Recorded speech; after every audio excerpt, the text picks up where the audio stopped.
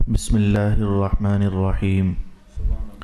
وإذا قرأت القرآن جعلنا بينك وبين الذين لا يؤمنون بالآخرة حجابا مستورا وجعلنا على قلوبهم أكنة أن يفقهوه وفي آذانهم وقرا وإذا ذكرت ربك في القرآن وحده ولوا على أدبارهم نفورا نحن أعلم بما يستمعون به إذ يستمعون إليك وإذ هم نجوى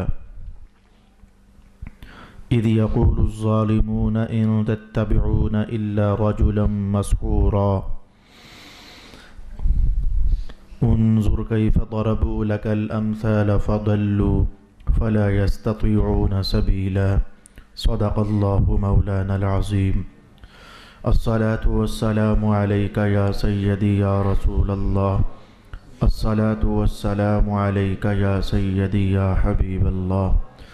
الصلاة والسلام عليك يا سيدي يا شفيع المذنبين وعلى آلك وأصحابك يا سيدي يا رحمة للعالمين.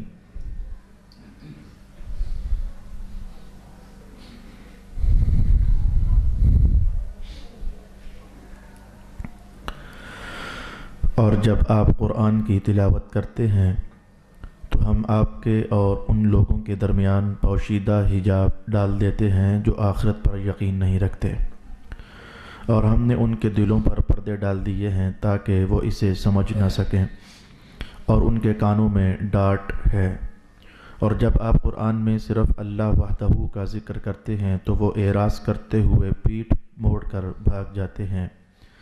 ہم خوب جانتے ہیں کہ وہ کس غرض سے قرآن کو سنتے ہیں۔ جب وہ آپ کی طرف کان لگا کر سنتے ہیں اور جب وہ آپس میں سرگوشی کرتے ہیں، جب ظالم یہ کہتے ہیں کہ تم صرف ایسے شخص کی پیروی کر رہے ہو جس پر جادو کیا ہوا ہے۔ دیکھیے یہ آپ کے لیے کیسی مثالیں بیان کر رہے ہیں، پس وہ ایسے گمراہ ہو گئے کہ اب صحیح راستہ پر نہیں آ سکتے۔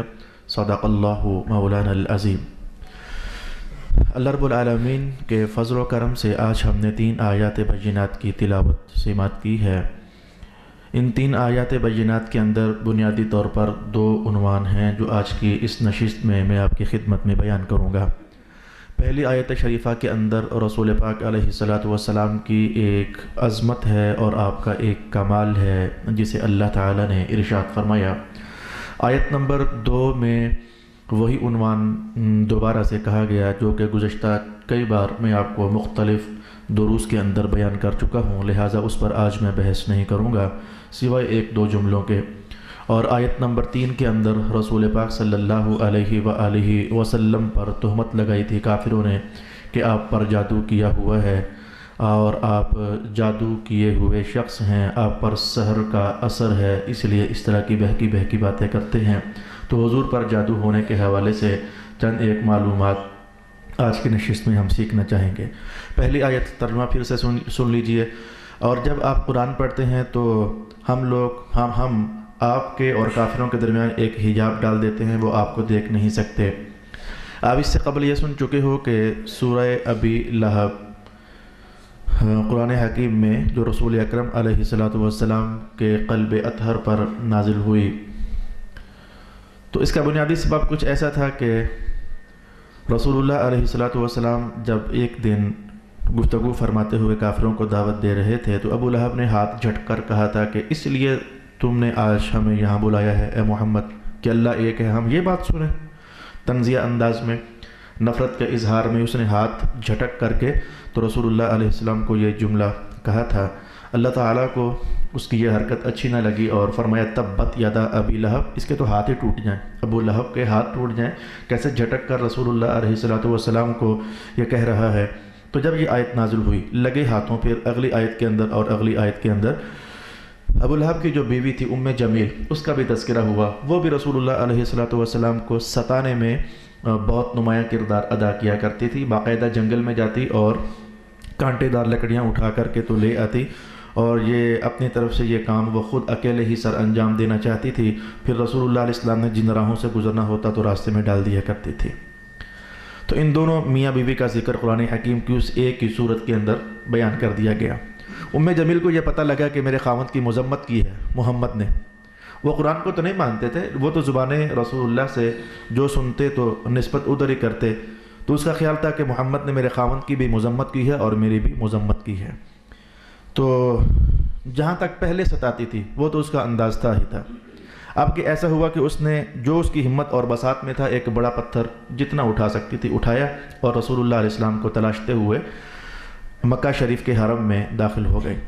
تو سامنے کعبہ کے سائے میں رسول اللہ علیہ السلام تشریف فرما تھے اور حضرت ابو بکر صدیق رضی اللہ عنہ بھی تشریف فرما تھے۔ جلدی سے پاس آئی اور آ کر کے حضرت ابو بکر کو مخاطب ہو کر کہنے لگی، آپ کا ساتھی کدھر ہے؟ یعنی محمد صلی اللہ علیہ وسلم، آپ کا ساتھی کدھر ہے؟ پتھر ہاتھ میں اٹھایا ہوا تھا اور پوچھ رہی تھی آپ کا ساتھی کدھر ہے؟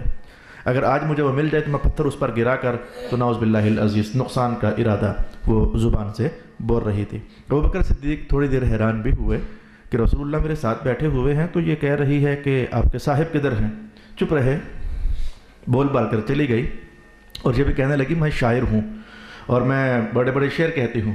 اور اس دن جاتے جاتے وہ رسول اللہ علیہ السلام کے خلاف یہ جملہ بھی شاعرانہ انداز میں بول گئی، مزممن عصینا وامرہ ابینا ودینہ قلینا، جس کا ترجمہ یہ تھا اس نے نعوذ باللہ رسول اللہ علیہ السلام کو کہا مذمت زدہ، مذمت کیا ہوا شخص، مزممن مذمت کیا ہوا شخص، کہنے لگی کہ مزمم کی ہم نافرمانی کرتے ہیں، اس کے معاملے کا ہم انکار کرتے ہیں اور اس کے دین کو ہم نے جڑ سے اکھاڑ کر وہ پھینک دیا۔ یہ شاعرانہ انداز میں وہ 3 جملے بول کر چلی گئی، مزممن عصینا وامرہ ابینا ودینہ قلینا، چلی گئی۔ تو ابو بکر کہنے لگے حضور یہ کیا ماجرا میں نے دیکھا کہ وہ آپ کے سامنے کھڑی ہو کر پوچھ رہی تھی کہ تیرے ساتھی کدھر ہیں؟ حضور یہ کیا ماجرا تھا؟ اس موقع پر رسول اللہ علیہ السلام نے یہ آیت پڑھ کر سنا دی کہ اللہ نے میرے معاملے میں یہ کرم فرما دیا ہوا ہے کہ جب میں قرآن پڑھنے لگ جاتا ہوں تو کوئی کافر میری طرف برے نظریے سے آتا ہے تو اللہ اس کے اور میرے درمیان حجاب ڈال دیتا ہے اور وہ کافر مجھے دیکھ نہیں سکتا ہے۔ اور ایک روایت کے اندر یہ بھی تھا کہ وہ حجاب کس شے کا ہوتا ہے؟ کیا وہ کپڑا کوئی ہوتا ہے جس سے حضور چھپ جاتے ہیں؟ کہا نہیں، اللہ تعالیٰ نے جبریل کو حکم دیا تھا تو جا کر محمد اور اس کافرہ کے درمیان میں کھڑا ہو جا تاکہ اس کی نظر حضور پر پڑے ہی نہ۔ اس موقع پر یہ آیت شریفہ نازل ہوئی۔ چونکہ میلاد کے موسم کے حوالے سے میں اس پر خوب گفتگو کر چکا ہوں، میں اختصار سے ہی اتنا کہوں گا اور پھر آگے بڑھ جاؤں گا کیونکہ اگلا عنوان ہمارا تفصیل کے لائق ہے، اس پر کچھ زیادہ باتیں ہمیں سمجھنی ہیں۔ وَإِذَا قَرَأْتَ الْقُرْآنَ جَعَلْنَا بَيْنَكَ وَبَيْنَ الَّذِينَ لَا يُؤْمِنُونَ بِالْآخِرَةِ حِجَابًا مَسْتُورًا۔ البتہ اس کے جانے کے بعد حضور نے اتنا بڑا دلچسپ لطیفہ نما کلام ارشاد کیا کہ یہ دیکھو یہ ہمیں جھڑکیاں دینا چاہتی تھی، ہمیں برا کہنا چاہتی تھی لیکن کہہ نہیں سکی۔ یہ جملہ بڑا خاص ہے، میں اس کو تھوڑا کچھ سمجھانا چاہوں گا۔ یہ ہمیں کچھ کہنا چاہتی تھی لیکن کہہ نہیں سکی، اپنی طرف سے یہ ہماری برائی کہہ کر گئی لیکن ہماری برائی کہہ نہیں سکی۔ اس نے کہا تھا نا مزممن، یہ جو حضور کا نام تو محمد تھا، اس نے کہا مزممن، مزمم کی مذمت والے شخص کی ہم نافرمانی کرتے ہیں۔ تو حضور نے کہا دیکھو یہ مجھے تو نہیں کہہ کر گئی، یہ کیا چیز تھی؟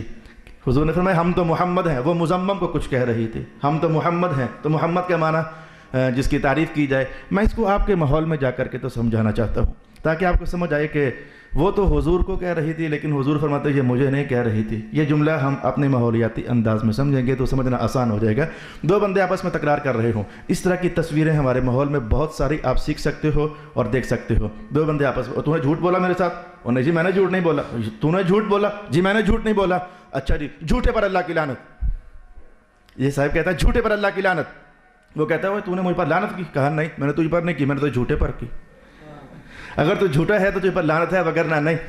اگر تو جھوٹا ہے، میں نے تو جس پر کی وہ اس کا نام ہے جھوٹا۔ اگر تو جھوٹا ہے تو ہے تجھ پر لعنت، اگر نہیں ہے تو نہیں ہے۔ سمجھ آئی؟ رسول اللہ علیہ السلام نے فرمایا کہ وہ تو کہہ رہی تھی کہ جس کی مذمت ہے اس کا انکار، ہماری مذمت نہیں، ہماری تو حمد ہے، ہم محمد ہیں۔ وہ تو جس کوئی مذمت تھی وہ تو اسے کہہ رہی تھی، لیکن ہم تو مذمت والے ہیں ہی نہیں ہیں، ہم تو حمد والے ہیں، ہم تو تعریف والے ہیں، ہم تو خوبیوں والے ہیں، ہم تو شانے والے ہیں۔ اس پر مجھے اتنا ہی کہنا تھا۔ آئیں ذرا حساس ہو کر بیٹھتے ہیں، ایک اہم ترین عنوان ہم سیکھنے کا اہتمام کریں۔ کافروں نے کہا کہ یہ محمد مسحور ہے، اس پر جادو ہے، محمد مسحور ہے، اس پر جادو ہے۔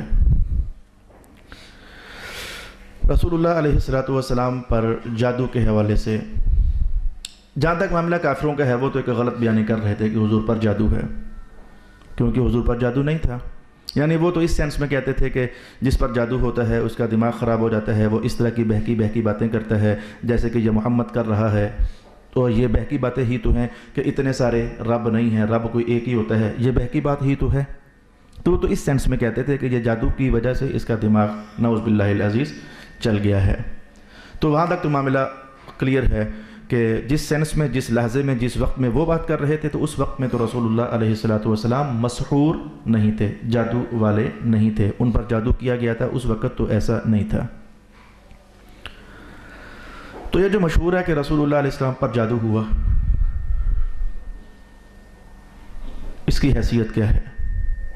کیا واقعی رسول اللہ علیہ السلام پر جادو ہوا تھا یا کہ رسول پاک علیہ السلام پر جادو نہیں ہوا تھا؟ اس سلسلے میں ہمارے پاس ائمہ تفسیر کی کیا تحقیقات ہیں اور کیا آراء ہیں. تمام زمانوں میں متقدمین اور متاخرین دو حصوں میں تقسیم رہے. علماء کی ایک جماعت کی تحقیق یہ ہے کہ رسول پاک علیہ السلام پر جادو ہوا تھا. علماء کی دوسری جماعت کی تحقیق یہ ہے کہ رسول پاک علیہ السلام پر جادو نہیں ہوا تھا. ہم ان دونوں نظریات کو سمجھنے کا اہتمام کرتے ہیں. حالانکہ حدیث پاک میں تو ہے رسول پاک علیہ السلام پر جادو ہوا تھا، حدیث پاک میں تو ہے. تو پھر یہ کیسے ہوا کہ علماء کی ایک جماعت نے کہا نہیں ہوا تھا اور علماء کی ایک جماعت نے کہا کہ جادو ہوا تھا؟ آئیں ہم یہ بحث دیکھنا چاہتے ہیں.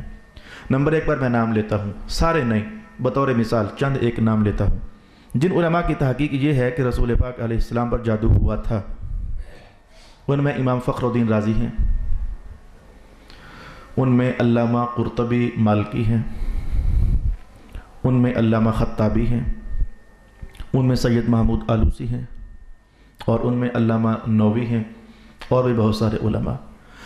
ان علماء نے کہا کہ رسول اللہ پر جادو ہوا تھا. دوسری جماعت جن کی تحقیق یہ ہے کہ رسول پاک علیہ السلام پر جادو نہیں ہوا تھا، وہ کون ہیں؟ بہت سارے ہیں، ان میں سے چند ایک کا نام لیتا ہوں. قاضی ایاز مالکی، ابو بکر جساس رازی، سید قطب شہید، اور بہت سارے علماء.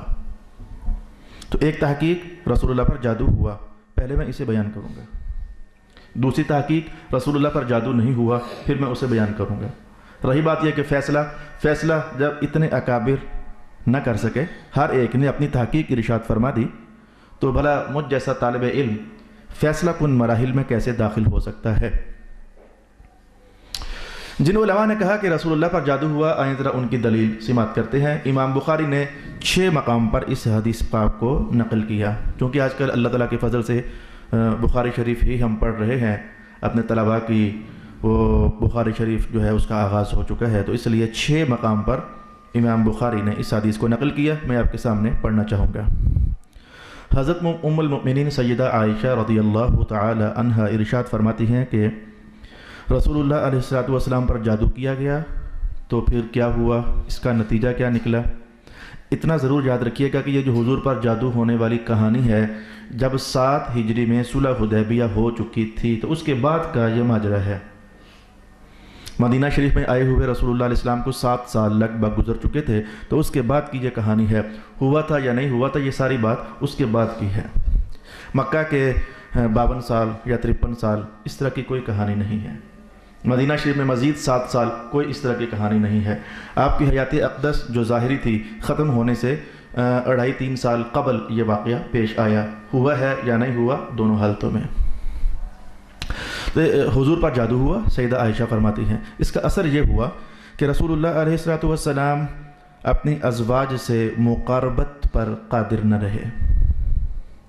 آپ کو یوں خیال ہوتا کہ میں اپنی کسی زوجہ کے پاس مقاربت کے لیے تشریف لے جاؤں گا، پھر جب آپ قریب ہوتے تو پھر خیال گزر جاتا کہ نہیں، تو پھر آپ واپس ہٹ جاتے. ایک اثر اس کا یہ ہوا. نمبر 2 اثر یہ ہوا کہ یہ حدیث کے الفاظ آپ کو تلاوت کر رہا ہوں، اپنی طرف سے نتائج نہیں کہہ رہا. نمبر 2 اثر یہ ہوا کہ رسول پاک علیہ السلام کھانے اور پینے پر آپ کو قدرت نہ رہی. زمانہ گزر جاتا کھانا نہ کھاتے، خیال گزرتا شاید کھا لیا ہے، زمانہ گزر جاتا پانی نہ پیتے، خیال گزرتا کہ شاید پانی پی لیا ہے۔ نمبر 3 پر ایسا ہوا کہ رسول اللہ علیہ السلام محسوس فرماتے کہ ایک کام میں نے کر لیا ہے حالانکہ نہ کیا ہوتا۔ حدیث کے الفاظ میں یہ 3 طرح کی چیزیں سامنے آئیں۔ اور نمبر 4، ایک حدیث کے الفاظ میں یہ بھی ہوا کہ آپ کی بینائی پر اثر واقع ہو گیا۔ یہ 4 طرح کے الفاظ حدیث پاک میں آئے۔ ازواج سے مقاربت نہ فرماتے اس ڈیوریشن میں، کھانے اور پینے کی طرف راغب نہ ہوتے، کہا جاتا ہے کہ اس جادو کے اثر سے اس ڈیوریشن میں، اور نظر کا کم ہو جانا، کھانے اور پینے پر قدرت کا حاصل نہ ہونا۔ ان 4 چیزوں کے علاوہ اور کوئی 5ویں چیز حدیث میں ارشاد نہیں فرمائی گئی۔ حضرت عائشہ فرماتی ہیں کہ ایک دن رسول پاک علیہ السلام نے مجھے فرمایا کہ عائشہ تجھے پتہ ہے کہ میں نے اللہ سے کیا سوالات کیے ہیں؟ کہا حضور نہیں معلوم۔ فرمائیں کیا سوالات کیے ہیں؟ تو فرمانے لگے کہ میں اللہ سے مسلسل کچھ سوالات کرتا رہا تا آ کہ آج میرے پاس 2 آدمی آئے، فرشتے تھے، انسانی بھیس میں آئے۔ ایک میرے سر کی جانب کھڑا ہو گیا اور ایک میرے پاؤں کی جانب کھڑا ہو گیا۔ وہ دونوں آپس میں باتیں کر رہے تھے، اصل میرا عنوان وہ باتیں تھیں۔ حضور فرمانے لگے میرا عنوان تو وہ باتیں تھیں جو میں کر رہا تھا، تو اللہ پاک نے وہ باتیں فرشتوں کو دے کر کے بھجوا دیں۔ ایک طرف سے سوال ہوتا، ایک طرف سے جواب ہوتا۔ ایک فرشتہ کہنے لگا اس کا کیا حال ہے، یعنی رسول اللہ کی طرف اشارہ، ان صاحب کا کیا حال ہے؟ دوسرے نے کہا ان پر جادو ہوا ہے۔ کہا کس نے کیا ہے؟ آپس میں سوالات کر رہے ہیں۔ ایک فرشتے نے کہا کس نے کیا ہے؟ کہا لبید بن اعصم نے کیا ہے۔ منافق آدمی تھا، یہودیوں کا حلیف تھا، یہودیوں کے ساتھ اس کا گٹھ جوڑ تھا، تو لبید بن اعصم نے کیا ہے۔ پوچھا کس چیز پر جادو کیا ہے؟ کہا حضور رحمت عالم کی کنگھی کے دندانوں پر۔ وہ روایت میں یہ چیز ہے کہ حضور رحمت عالم کے کسی غلام کے ذریعے ان یہودیوں نے بطور شرارت اور دغا بازی کے طور پر وہ کنگھی کے دندانے منگوائے تھے اور کچھ بال رسول پاک علیہ السلام کے منگوائے تھے۔ تو کہا کنگھی کے دندانوں پر اور ان بالوں پر جو رسول اللہ کے تھے۔ فرشتے نے پوچھا تو اس وقت وہ جادو کہاں ہے؟ اس روایت کے اندر وہ اگلے الفاظ نہیں ہیں کہ انہوں نے ایک موم کا پتلا بھی تیار کیا، ایک دھاگا بھی لیا، دھاگے پر 11 گنڈیں اور گرہیں لگا دیں، تو یہ بال اور یہ دھاگا موم کے پتلے کے اندر ڈال دیا، اور اس کے بعد یہودیوں نے وہ موم کا پتلا ایک کنویں کے اندر پتھر کے نیچے ڈبو کر کے تو رکھ دیا۔ تو کہا کہاں ہے وہ جادو، کہاں ہے؟ کہاں فلانے کنویں کے اندر ہے۔ دوسرے فرشتے نے جواب دیا فلانے کنویں پر ہے۔ پھر رسول پاک علیہ السلام نے حضرت علی المرتضیٰ کو بھیجا اور حضرت عمار ابن یاسر کو بھیجا کہ فلانے کنویں میں جاؤ، پتھر کے نیچے وہ موم کا پتلا پڑا ہوا ہے، وہ نکال کر لے آؤ۔ یہ دونوں بزرگ گئے، نکال کر لے آئے، اور رسول اللہ علیہ السلام پر یہ 2 صورتیں نازل ہو گئیں، قل اعوذ برب الفلق قل اعوذ برب الناس۔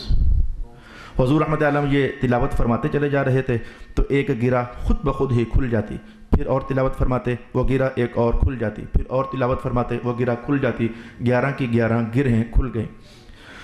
حضرت عائشہ فرماتی ہیں کہ آپ نے اس کا توڑ نہیں کیا، مانا یہ تھا کوئی جواب نہیں دیا۔ رسول اللہ علیہ السلام نے فرمایا کہ اگر ہم جواب دیتے تو پھر بعد میں آنے والوں کے لیے راستہ کھل جاتا، وہ بھی کوئی جنتر منتر پڑھا کر جادو کا جواب جادو سے دیتے، ہم نے ایسا نہیں کیا تاکہ امت خراب نہ ہو جائے۔ حدیث کے الفاظ ختم ہو گئے۔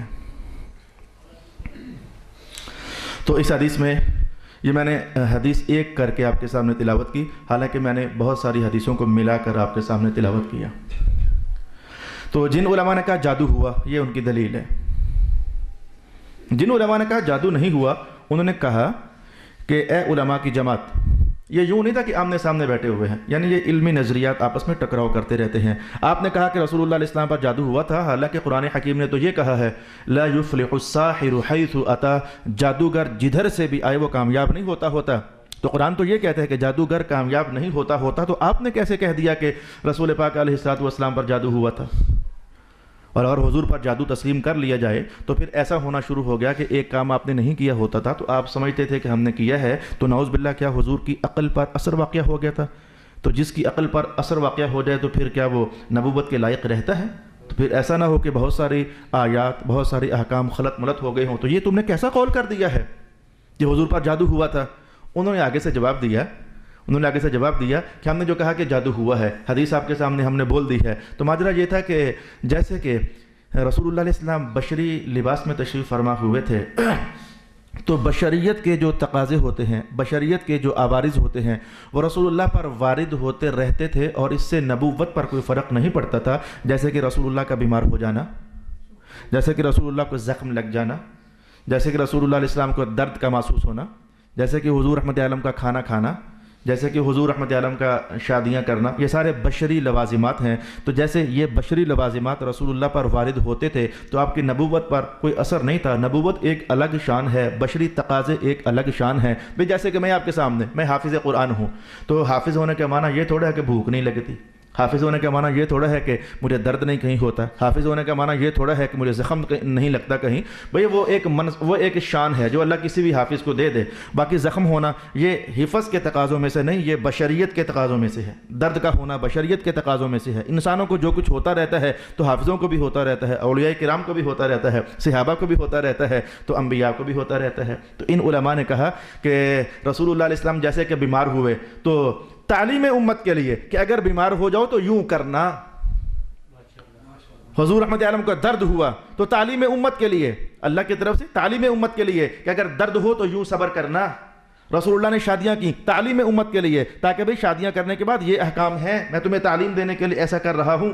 رسول اللہ نے کھانا کھایا تو تعلیم امت کے لیے، تاکہ کھانا کھانے کی آداب جان جاؤ، یہ ہیں.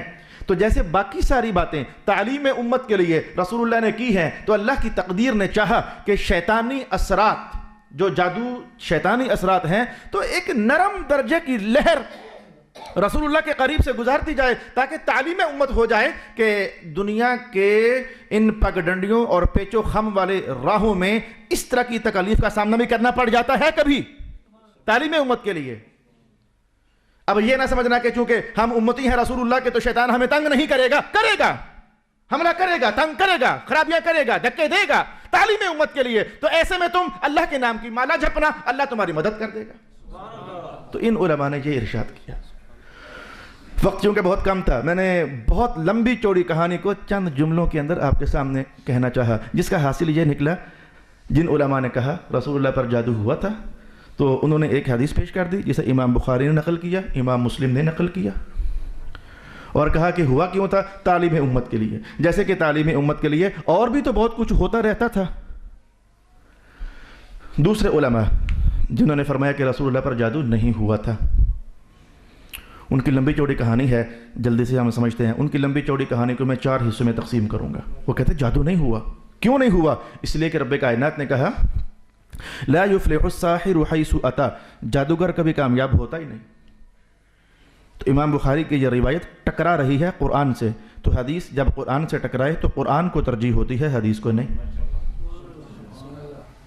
نمبر 1 بات. نمبر 2 بات، رب کائنات نے کہا ان عبادی لیس لک علیہم سلطان، شیطان کو مخاطب کرتے ہوئے اے شیطان جو میرے بندے ہیں ان پر تیرا کوئی زور نہیں. تو رسول اللہ صرف اللہ کے بندے نہیں، خاص بندے ہیں. تو اگر عام بندے پر بھی شیطان کا زور نہیں تو رسول اللہ پر کیسے زور ہو گیا؟ یہ وہ علماء بول رہے ہیں جن کا خیال یہ ہے کہ جادو نہیں ہوا رسول اللہ پر. نمبر 3، یعنی یہاں نمبر 3 فرماتے ہیں کہ یہ جو احادیث جادو والی آپ نے ہمیں پڑھ کر سنائی ہیں اے علماء، تو ان احادیث کے متن میں اضطراب ہے. یہ فن حدیث کی اصطلاح ہے، مجھے بعینی ہی بولنی ہے بھلے میں سمجھا نہ سکوں. کبھی اضطراب ہوتا ہے سند میں، کبھی اضطراب ہوتا ہے متن میں، یعنی الفاظ میں اضطراب ہے. وہ اضطراب کیا ہے؟ مثلا کبھی حدیث میں یہ کہا گیا کہ رسول اللہ خود گئے تھے وہ کنویں سے نکالنے کے لیے. کبھی حدیث میں یہ آتا ہے عمار کو بھیجا حضور نے اور علی کو بھیجا حضور رحمت عالم نے. کبھی حدیث میں یہ آتا ہے کہ یہ کیفیت 1 سال تک رسول اللہ پر رہی. کبھی حدیث میں یہ آتا ہے کہ 6 مہینے تک یہ کیفیت رہی. کبھی یہ آتا ہے کہ اس جادو کے اثر سے نظر پر اثر پڑا تھا. کبھی یہ آتا ہے کہ جی حضور کی قوت مردمی پر اثر پڑا ہے. کبھی حدیث میں یہ آتا ہے کہ رسول اللہ علیہ السلام کے کھانے پینے پر اثر پڑا ہے. یار کام ایک ہے تو یہ رنگ برنگے اثر، رنگ برنگے اقوال، رنگ برنگی باتیں، تو اسے کہتے ہیں اضطراب ہو گیا، متن میں اضطراب ہو گیا. کبھی یہ کہا جاتا ہے، کبھی یہ کہا جاتا ہے، کبھی یہ کہا جاتا ہے. آپ نہیں سمجھے تو میں آپ کو پنجاب پہ ماحول میں آپ کے باپ کا نام کیا ہے؟ رفیق. آپ کے باپ کا نام کیا ہے؟ اسی بندے سے کوئی اور پوچھے جی جان محمد. کوئی تیسرا پوچھے آپ کے باپ کا نام کیا ہے؟ جی شوکت. حد ہو گئی یار، باپ ایک ہے تو نام تین ہے، یہ بندہ پاگل لگتا ہے. یعنی جیسے ہمارے ہاں ایک ہی سوال کے مختلف جوابات دیے جائیں تو بندہ کہتا ہے ہم نے وہ پاگل ہے، چھوڑو اس کی بات کو. تو کبھی یہ کہ 6 مہینے اثر رہا، کبھی یہ کہ سال اثر رہا، کبھی یہ کہ قوت مردمی پر اثر پڑا، کبھی یہ کہ بینائی پر اثر پڑا. یار ہوا کیا تھا؟ تو یہ متن میں اضطراب ہو گیا. تو جب کبھی متن میں اضطراب آ جائے، حدیث کے الفاظ میں اضطراب آ جائے، تو فن حدیث میں وہ روایت ضعیف ہوتی ہے، اور ضعیف روایت سے مسائل حاصل نہیں کیے جا سکتے. تو جب ضعیف روایت سے مسائل حاصل نہیں کیے جا سکتے تو عقائد تو بالکل ہی حاصل نہیں کیے جا سکتے. تو یہ عقیدہ بنا لینا کہ رسول اللہ پر جادو ہوا تھا، یہ عقیدہ بنا لینا، اس عقیدے کے لیے جس قوی درجے کی دلیل کی ضرورت تھی وہ نہیں ہے. جو دلیل موجود ہے وہ بہت کم درجے کی دلیل ہے. عقیدہ بنانے کے لیے بڑی اعلیٰ درجے کی دلیل چاہیے تھی، صحیح درجے کی روایت چاہیے تھی، اور یہ تو ضعیف درجے کی روایت ہے. لہذا اس لیے بھی ہم کہتے ہیں کہ کیونکہ متن میں اضطراب ہے، حدیث ضعیف ہوئی. حدیث ضعیف ہوئی تو پھر قابل تسلیم نہیں رہی. 2 باتیں ہو گئیں. میں وہ لمبی چوڑی کہانیوں کو ذرا مختصر کر کے آپ کی خدمت میں بیان کر رہا تھا. نمبر 3 بات یہ ہے کہ رسول پاک علیہ الصلوۃ والسلام نبی تھے، اور نبی کے لیے تمام ایسے عوارض سے، تمام ایسے عیوب سے پاک ہونا ضروری ہوتا ہے کہ جن عیوب کی وجہ سے لوگ نفرت کریں. تو کسی کے بارے میں کہنا کہ یہ نامرد ہے، یہ تو قابل نفرت بات ہے. کسی کے بارے میں یہ کہنا کہ اس کی تو نظر ہی کمزور ہے، یہ تو لوگوں کے ہاں قابل عزت بات نہیں ہے. وہ دل ٹوٹ سے جاتی ہے، اس کی نظر کمزور ہے. میں آپ سے کہوں آپ کی شادی ہو کسی عورت کے ساتھ، آپ کو پتہ لگ جائے اس کو تو 9 نمبر کی عینک لگی ہوئی ہے، آپ کو چھوڑو یار میں شادی نہیں کرتا. تو نظر کا کمزور ہونا لوگوں کے ہاں یہ عیب شمار کیا جاتا ہے. اور یہ تو کھاتا ہی نہیں، آپ کی بیوی جناب وہ تو کھاتی نہیں ہے، پیتی نہیں ہے، آپ کو کوئی چھوڑو یار شادی نہیں کرتے، یہ تو بیمار ہے بیچاری. تو یہ نہ کھانا نہ پینا لوگوں کے ہاں یہ تو عیوب ہیں. اور اللہ تعالیٰ نبیوں کے بارے میں فرماتا ہے ان اللہ اصطفى آدم ونوحا وآل ابراہیم وآل عمران علی العالمین. اللہ نے آدم کو، ابراہیم کو، آل ابراہیم کو جہان بھر والوں پر منتخب کر لیا اور پسند فرما لیا. تو جسے اللہ پسند فرما لے اس کے اندر ایسے عیب نہیں ہونے چاہیے. جن میں ایسے عیب ہوتے ہیں وہ بھلا اللہ کا پسندیدہ کیسے ہو سکتا ہے؟ تو لہذا اس لیے بھی ان روایات پر قابل اثر قسم کی توجہ ہم نہیں کر سکتے. اب خاص بات جو ہے جس کو میں آخر میں آپ کے سامنے بیان کرنا چاہتا ہوں، خاص بات جو ہے وہ یہ ہے کہ یار امام بخاری نے اس حدیث کو نقل کیا. امام بخاری نے، امام بخاری کا بہت بڑا نام ہے، اور تم امام بخاری کی لائی ہوئی حدیث کو قبول نہیں کر رہے. یعنی علماء کی یہ جماعت جو جادو ہونے کی قائل ہے، ان علماء کی جماعت سے کہہ رہی ہے جو کہتے ہیں جادو نہیں ہوا. تو یہ کہہ رہی ہے وہ یار امام بخاری نے نقل کیا اور آپ امام بخاری کی روایت کا انکار کرتے ہو. بخاری یہ بڑے دھیمے سے انداز میں کہتے ہیں اچھا تمہارے سامنے روایت امام بخاری کی ہو تو انکار کرتے ہوئے ڈر لگتا ہے ہم روایت بخاری کی نہیں اللہ کی لا رہے ہیں. اللہ نے کہا جادو نہیں ہوا. لا يفلح الساحر حيث اتى. تمہارا سامنے بخاری، ہمارے سامنے اللہ کا قرآن، تم بخاری کو نہیں چھوڑ سکتے، ہم اللہ کے قرآن کو کیسے چھوڑ دیں؟ نمبر 2 ان علماء نے کہا، نمبر 2 ہم کہتے ہیں جنہوں نے کہا کہ جادو نہیں ہوا، ہم کہتے ہیں کہ رسول اللہ پر جادو نہیں ہوا. رہی بخاری کی حدیث تو ہم کہیں گے امام بخاری سے غلطی ہو گئی. تو ہمارے اس کلام سے کیا نکلا؟ امام بخاری سے غلطی ہو گئی. زیادہ سے زیادہ یہ فرق پڑا، امام بخاری کو ہم نے غلط کہہ دیا، یعنی ان سے روایت لانے میں خطا ہو گئی. جو کچھ ہم نے کہا اس کا نتیجہ یہ نکلتا ہے. اور جو تم نے کہا جادو ہوا تھا اس کا اثر کہا جاتا ہے، رسول اللہ پر شیطان کا اثر ہو گیا، اس کا نتیجہ یہ نکلتا ہے. جو ہم نے کہا حضور پر جادو نہیں ہوا اس کا نتیجہ صرف یہ نکلتا ہے کہ امام بخاری سے غلطی ہو گئی ہے. اور جو کچھ تم نے کہا جادو ہوا ہے اس کا نتیجہ یہ نکلا کہ رسول اللہ کی ذات پر شیطان کا اثر ہو گیا. تو لہٰذا ہمارے کہنے سے تھوڑی دیر کے لیے امام بخاری کو ہٹانا لازم آتا ہے، تمہارے کہنے سے رسول اللہ پر سیدھی زد پڑتی ہے. تو ہمارا خیال یہ ہے کہ تھوڑی دیر کے لیے امام بخاری تمام عظمتوں کے باوجود ان کو یہ کہہ دینا کہ غلطی ہو گئی ہے یہ آسان ہے بنسبت اس کے کہ یہ کہہ دیا جائے کہ رسول اللہ پر شیطانی اثر ہو گیا تھا. ایک طرف یہ ہے کہ بخاری پر تھوڑی کے لیے دیر کے لیے زیادہ آ جائے، اور ایک یہ ہے کہ رسول پاک علیہ الصلوۃ والسلام پر شیطان کے اثر کے ہونے کا قول کر دیا جائے تو ہمیں تھوڑی دیر کے لیے بخاری کو چھوڑنا منظور ہے، لیکن رسول اللہ کی عظمت کو چھوڑنا منظور نہیں ہے۔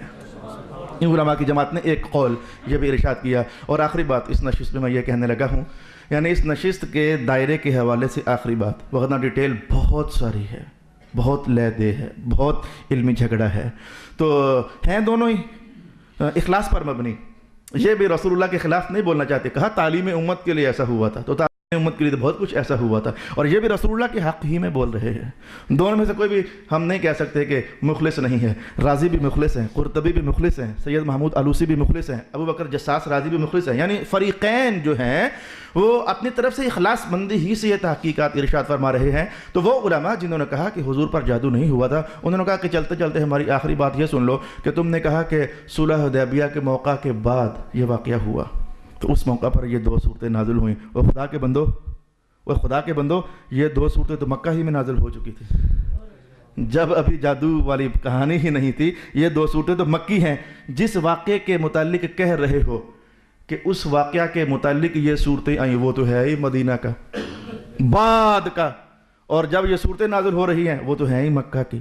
یعنی جب صورتیں نازل ہوئیں تب جادو کا عنوان ہی نہیں، جب جادو کا عنوان ہے تب یہ صورتیں ہی نازل نہیں ہوئیں۔ یہ کیسی آپ نے بات ملائی ہے؟ یہ بڑی فنی باریکی ہے جو ان علماء نے ارشاد فرمائی۔ اور کہتے ہیں کہ ویسے بھی صلح حدیبیہ کے بعد جو فوراً اگلا سال تھا وہ زبردست تعلیم کا، زبردست تربیت کا، زبردست فتوحات کا، زبردست ریاستی پالیسیوں کو ڈیولپ کرنے کا سال تھا۔ تو اگر وہ سال جادو ہی کی نظر ہو گیا تو حضور نے وہ زبردست تعلیم اور تربیت اور ریاستی پالیسی کے اصول اور صحابہ کو منظم کرنا اور فتوحات اور جہاد اور غزوات، وہ پھر سارا کیسے ہو گیا؟ اگر یہ سارا سال جادو ہی کی نظر ہو گیا تو پھر وہ سارا کیسے ہو گیا؟